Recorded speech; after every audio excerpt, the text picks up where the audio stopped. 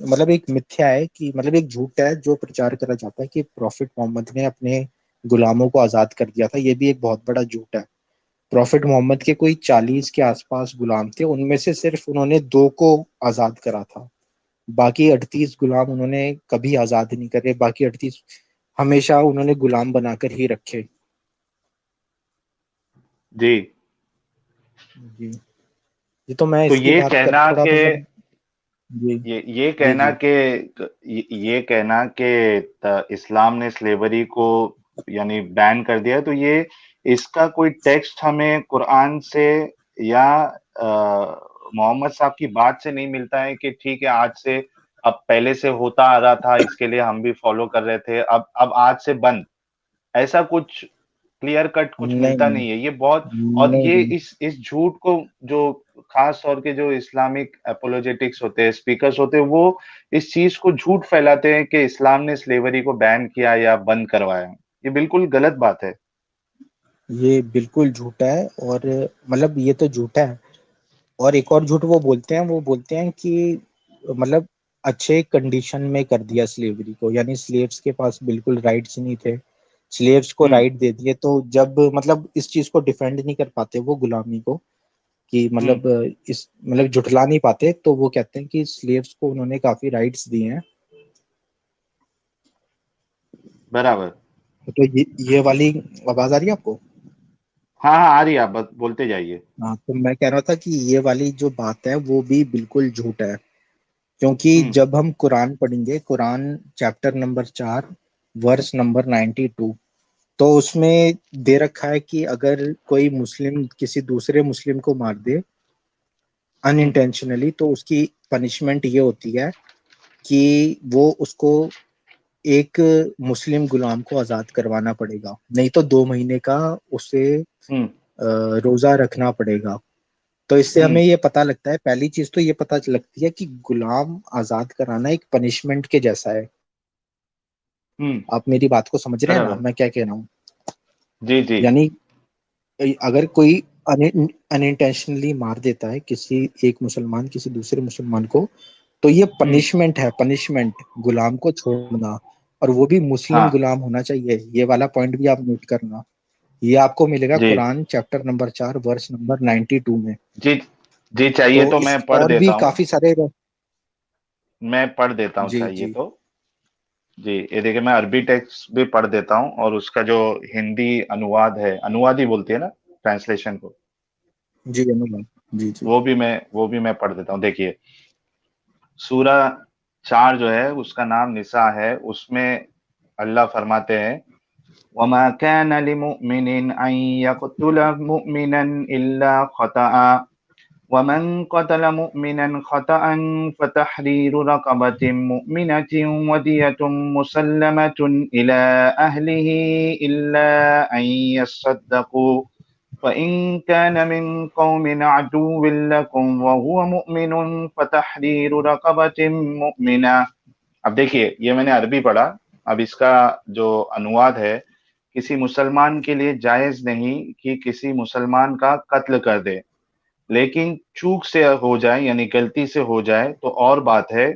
और जो इंसान किसी मुसलमान का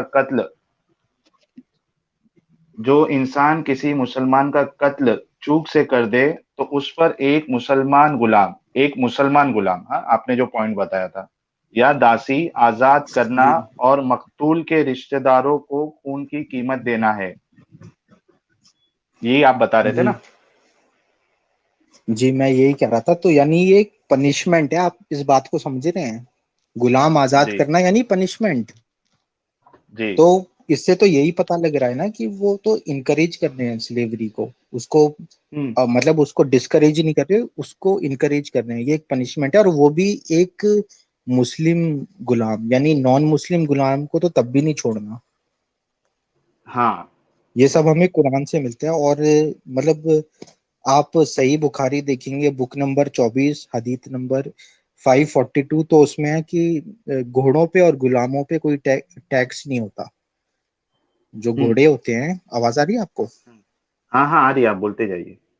हाँ, तो जो सही बुखारी है उसमें बुक नंबर 24 हदीस नंबर 542, उसमें है कि घोड़ों पे और गुलामों पे कोई टैक्स नहीं होता, घोड़ों की जरूरत तो युद्ध के लिए होती है।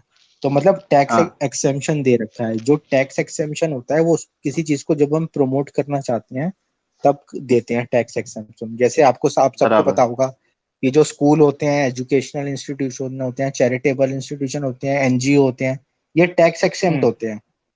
तो इससे हमें हाँ ये पता लगता है, सही बुखारी बुक नंबर 24 हदीस नंबर 542 से, कि घोड़ों पे और गुलामों पे कोई टैक्स नहीं है। यानी यहाँ तो इसको प्रमोट करा जा रहा है। और हम बराबर। देखेंगे सही बुखारी बुक नंबर 60 हदीस नंबर 466, इसमें लिखा है कि आप अपने गुलामों अपनी बीवियों को, सॉरी, लैशेस से मत मारो, यानी कोड़ों से मत मारो। तो इससे हमें ये पता लगता है कि गुलामों को कोड़ों से मारा जाता है। जो मोहम्मद हैं वो हम्म। कहने उस इस चीज का प्रमोट कर रहे हैं कि गुलामों को कोड़ों से मारा जाए। और हम्म। एक और चीज हमें पता लगती है, जिससे हमें ये पता लगता है कि जो मोहम्मद हैं वो डिस्करेज करते हैं गुलामों को आजाद करना। ये हमें पता लगता है सही बुखारी बुक नंबर 47 हदीस नंबर 765 से। क्योंकि उसमें कोई आता है उनके पास और वो कहता है कि मैंने एक गुलाम लड़की को आजाद कर दिया। तो मोहम्मद कहते हम्म। हैं कि अगर तुम इस गुलाम लड़की को अपने जो मामा। मेट्रोनल अंकल हैं, मामा हम्म। मामा उनको दे देती तो डबल अवार्ड मिलता आजाद करने से। तो इससे तो साफ होता है कि जो मोहम्मद हैं वो डिस्करेज कर रहे हैं गुलामों को, गुलामी जी को। देखिए, किसी ये है व्यूवर ने आपका ये एक सही। चीज, ह्यूमन ह्यूमन ITY, हमारे व्यूवर ने ये चीज ऑलरेडी मेंशन की थी। वो उनकी हाँ, बीवी ने आजाद किया था, जो आप ये किस्सा बता रहे हैं ना, उन्होंने नहीं वो आजाद किया था ये उस पे। उस उन बीवी ने नहीं करा था, शायद किसी और ने करा था। ये नहीं, है सही बीवी बुखारी। ने। हाँ, ये सही बीवी ने बुखारी किया है। Book number. हम्म। अच्छा, नहीं मैं आपको से रेफरेंस दे देता हूँ ना, सही बुखारी बुक जी नंबर 47 हदीस नंबर 765। जी। देखिए, इम्पोर्टेंट ये नहीं है कि उनकी बीवी ने किया था या किसी और ने किया था। हाँ इम्पोर्टेंट हाँ ये है हाँ, कि मैं वही। उसने एक अच्छा काम किया था, लेकिन नबी ने उसको बताया कि ये इससे अच्छा आप ये काम कर लेते, नहीं आजाद करते, जी गिफ्ट हाँ, कर देते मतलब आप किसी को। हाँ, यानी वो एक इनकरेज कर रहे हैं स्लेवरी को, खत्म करने के बजाय उल्टा इनकरेज कर जी रहे हैं। जी। और मैं ये क्या कहूंगा कि बाद में चलकर भी, मतलब कि इस्लाम में स्लेवरी को इतना प्रमोट करा जाता है कि सबसे बुरा हाल जो गुलामों का था वो अंडर इस्लामिक रूल ही रहा है। ये आपको जान के हैरानी होगी कि जो सबसे पहला गुलामों का विद्रोह था, जंज रिवोल्ट, वो अब्बासिद खलीफात में हुआ था। आठ 869 में जो सबसे पहला वर्ल्ड हिस्ट्री में गुलामों का जो रिवोल्ट था, जंज रिवोल्ट कहते हैं उसको, वो गुलामों ने करा था। हम्म। यानी इतनी बुरी ट्रीटमेंट इस्लाम देता है गुलामों को। और आपको जान के एक और हैरानी होगी कि जो सबसे पहली इंटरनेशनल स्लेव ट्रेड एग्रीमेंट है वो उमर ने करी थी। जो खलीफ थे उमर, जो हम्म। दूसरे खलीफ थे अबू बकर के बाद, उन्होंने करी थी। इसका नाम था बाथ ट्रीटी। ये बाथ ट्रीटी पहली इंटरनेशनल गुलामों की ट्रीटी थी। तो मतलब अच्छा। इससे हमें पता। अच्छा, आपको अगर किसी व्यूअर्स को और जानना हो इस्लामिक स्लेव ट्रेड के बारे में, तो पीटर हम्म। हेमॉड ने एक बुक लिखी है, काफी अच्छी बुक है, उसको भी वो पढ़ सकते हैं। वो बताते हैं कि सबसे 180 मिलियन गुलामों का व्यापार करा था पूरे जो इस्लामिक वर्ल्ड था जब खलीफाइट थे। मतलब ये जब इस्लाम की शुरुआत हुई तब से लेके 20th सेंचुरी में ये सबसे बड़ा हम्म। वो था। अटलांटिक स्लेव ट्रेड से भी बड़ा था। इसमें 180 मिलियन लोगों का मतलब वो था, ट्रेड करा था उन्होंने गुलामों को। और अच्छा। इन ऑथर का नाम है पीटर हेमंड। जी जी जी, हमारे व्यूअर्स अगर जी। सुन रहे हैं और इसमें इस चीज के बारे में ज्यादा जानकारी चाहिए, तो आप अब्दुल्ला भाई ने जो ऑथर की किताब बताई है, आप उसको रिफर करिए। जी अब्दुल्ला भाई, आगे जी बोलिए अपनी बात। जी, तो मैं यही कह रहा था कि मतलब जैसे आपने पूछा था क्या क्या पसंद नहीं आया, तो मैं वही बता रहा था। हम्म। स्लीवरी हो गई एक तो, और इधर हमें मतलब महिलाओं की भी बात करनी चाहिए, क्योंकि मेरे हिसाब से जो महिलाएं हैं उन उनको गुलामों से भी बदतर ट्रीटमेंट दी गई है। उनका स्टेचर जो है वो गुलामों से भी बदतर है। और आप को जैसे मैंने शुरू में बताया था, मैं जब हम्म। इस्लाम को फॉलो करता था, प्रैक्टिस करता, तब भी मेरा इस चीज में विश्वास नहीं था कि महिलाओं हम्म। को उसमें रखा जाए, मतलब नकाब में रखा जाए, हिजाब में रखा जाए। तब भी मैं हम्म। इसका विरोधी था, लेकिन तब मेरे को ये नहीं पता था कि और क्या क्या डिस्क्रिमिनेशन होते हैं विमेन के साथ। और मेरे हिसाब से हम्म। जो महिलाएं इस्लाम को फॉलो करती हैं उन्हें भी नहीं पता होगा, वो भी यही सोचती हैं होंगी कि बस यही तो है, कि मतलब ये हिजाब का चक्कर ही तो है, और क्या चक्कर है। तो हम्म। आपको कि बहुत सारी चीजें हैं, बहुत सारी गलत चीजें हैं, जिससे हमें पता लगता है कि मतलब इस्लाम बिल्कुल डिग्रेड करता है विमेन को। और अगर जी। किसी विमन में सेल्फ रिस्पेक्ट है तो उसको इस्लाम फॉलो ही नहीं करना चाहिए। जैसे कि अपार्ट फ्रॉम हिजाब, जो सबको पता है, एक विटनेस का होता है, जो महिला होती है उसकी आधी गवाही मानी जाती है। ये हमें मिलता है हम्म। कुरान चैप्टर नंबर 2 वर्स नंबर 282 में। और ये काफी लोगों को नहीं पता, मतलब कुछ लोगों को पता है कि आधी गवाही मानी जाती है, औरतों की। औरतों की आधी गवाही मानी जाती है। हम्म। और आधा इनहेरिटेंस मिलता है, ये हमें मिलता है कुरान नंबर 4 में और वर्ष नंबर 11 में। अच्छा। और साथ ही साथ परमिशन चाहिए। आपको तो पता ही होगा कि मतलब पहले तो अपने पिताजी की परमिशन चाहिए, यानी अपने फादर की परमिशन चाहिए। उसके बाद अपने हम्म। हस्बैंड की परमिशन चाहिए कुछ भी काम करने से पहले, मतलब घर से निकलने से भी पहले परमिशन लेनी पड़ेगी आपको। और ये सऊदी अरेबिया जैसे देशों में तो आज भी होता है, आज भी वो बिना परमिशन के नहीं जा सकती। हम्म। जी। और यानी क्या काफी रिस्ट्रिक्शंस मतलब, है और एक मेल डोमिनेंट रिलीजन नजर आता है। नहीं पूरी तरीके से मेल डोमिनेटेड, मतलब इसका स्ट्रक्चर ही कुछ ऐसा है। और एक हदीत है, वो मेरे को याद नहीं आ रही कौन सी है, उसमें ये लिखा हुआ है कि जो नर्क होगी या जो दोजक होगी वो महिलाओं से भरी पड़ी होगी। जी, ये है ना, हदीस है ये। ये हदीस मेरे को आपको कौन चाहिए सी है तो मैं याद नहीं आ रही। रेफरेंस। हाँ हाँ, मैं आपको 1 मिनट दीजिए, आप अपनी बात कंटिन्यू करिए, तब तक मैं ये हदीस आपको बताता हूँ मैं। हम्म। हाँ तो मतलब मैं यही कह रहा था कि जैसे आप भी बोल रहे थे कि पूरा मेल डोमिनेंट सोसाइटी है, मतलब परमिशन चाहिए, किसी कोई भी महिला है उसे बाहर निकलने के भी लिए भी परमिशन चाहिए। मतलब हाँ। एजुकेशन के लिए भी परमिशन चाहिए, पहले तो फादर की परमिशन चाहिए, उसके बाद अपने हस्बैंड की परमिशन चाहिए। और साथ हम्म। में ना तो कोई मैसेंजर कभी महिला फीमेल हुआ, ना तो कोई एंजल फीमेल होता है, मतलब पूरा ये हम्म। मेल सेंट्रिक रिलीजन है। और साथ ही साथ इसमें विमेन बीटिंग भी अलाउड है, मतलब ये बड़ी शॉकिंग चीज है कि अच्छा, महिलाओं वो को देखिए, मारना आप अलाउड है। आप जो जी हदीस बता रहे थे ना, वो सही बुखारी वॉल्यूम 4 बुक नंबर 54 और हदीस नंबर 464 है।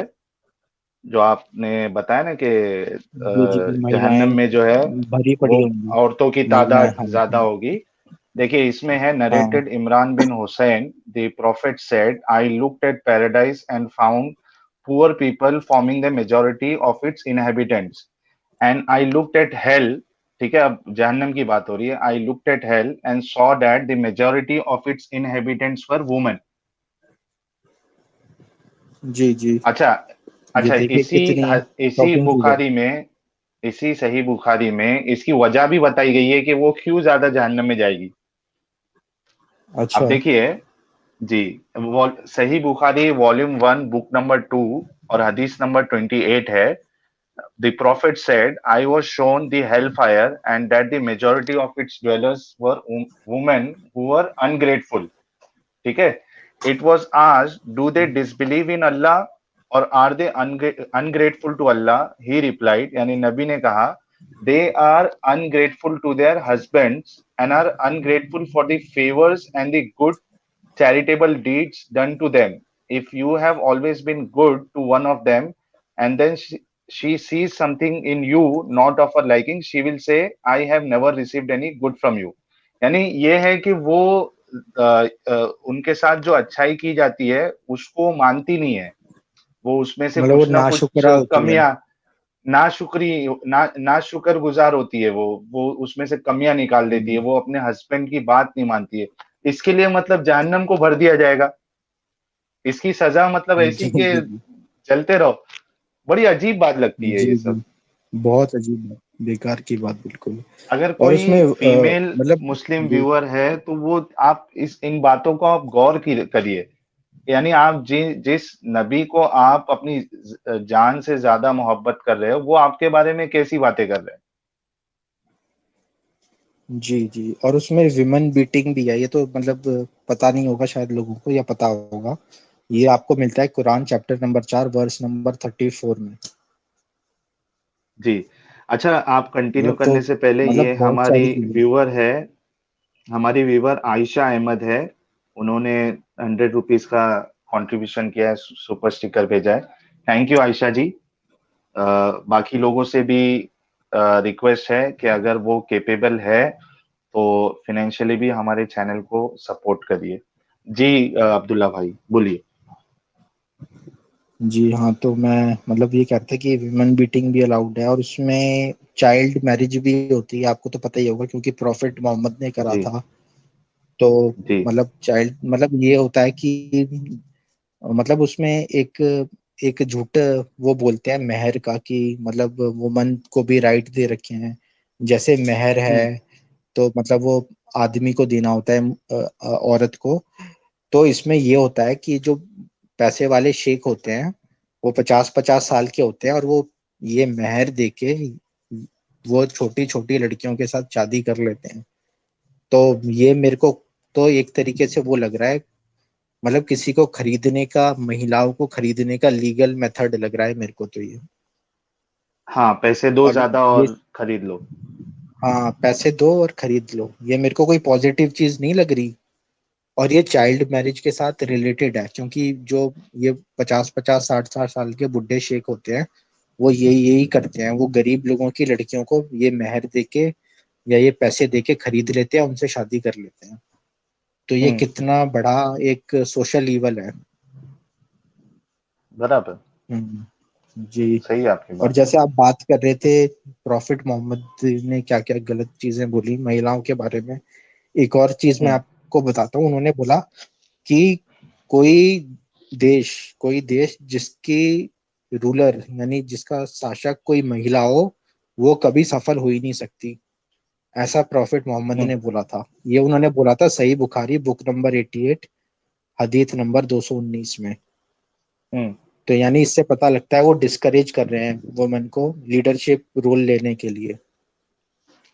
यानी अभी मतलब जितने भी कंट्रीज है, उसके अगर जो प्रेसिडेंट या प्राइम मिनिस्टर अगर फीमेल है, कोई लेडी है, तो इस्लाम के हिसाब से वो देश कभी सक्सेसफुल हो ही नहीं सकता। हाँ वो कभी सक्सेसफुल हुए, आप खुद इसको चेक कर सकते हैं। ये सही हालांकि बुखारी बुक न्यूजीलैंड, नंबर 88। जी जी नहीं आपकी बात सही है, हालांकि आप न्यूजीलैंड का एग्जांपल ले लीजिए ना, वहाँ की जो प्रेसिडेंट या प्राइम मिनिस्टर है वो फीमेल है ना, और काफी अच्छा कर रही है। हाँ। न्यूजीलैंड है या फीमेल कोई, है। सही न्यूजीलैंड बताया है, ना मैंने। न्यूजीलैंड है। हाँ जी। सही बताया आपने, बिल्कुल न्यूजीलैंड है। हाँ, तो नबी की जी। बात तो ये गलत साबित हो गई। हम्म, बिल्कुल गलत साबित हो गई। तो मतलब एक बार मैं और रेफरेंस दे देता हूँ, नहीं तो लोग कोई मौमिन होंगे वो सोच रहे होंगे ये मैं ऐसे ही बोले जा रहा हूँ। ये है सही बुखारी बुक नंबर 88 हदीस नंबर 219 में। और मैं एक और जी। पॉइंट ऐड करता हूँ कि उन्होंने नबी ने बोला महिलाएं जो होती हैं उनमें कम बुद्धि होती है, कम अकल होती है। ये उन्होंने हाँ। बोला सही बुखारी बुक नंबर 48 हम्म। हदीस नंबर 826 में। तो मतलब कितनी सारी पॉइंट्स मैंने आपको बता दिए, कितने सारी यानी एकदम मतलब नीचा जो नीचा दिखाने की अगेंस्ट, कोशिश की जा रही है। मतलब वुमन के साथ अच्छा व्यवहार नहीं हो रहा, इसका मतलब है हिजाब, हिजाब का चक्कर है। तो ये सिर्फ हिजाब तक हम्म। लिमिटेड नहीं है, ये लोगों को समझना पड़ेगा। मतलब इसका पूरा नहीं नहीं, आपकी जो बोलते हैं ना पूरी फैब्रिक ही आप ऐसी है। जी जी आपकी बात जो है ना बिल्कुल सही है। यानी इतना नीचा दिखाया जा रहा है औरतों को, यानी हर एक चीज में टोक, हर एक चीज में टोक। जी अगर अगर वो टैटू बनवाती है तो उस पे अल्लाह के नबी जो है उस पे भी लानत भेज रहे हैं। बालों को, यानी वो कुछ नकली अगर बाल लगाए तो उस पे लानत भेजी जा रही है।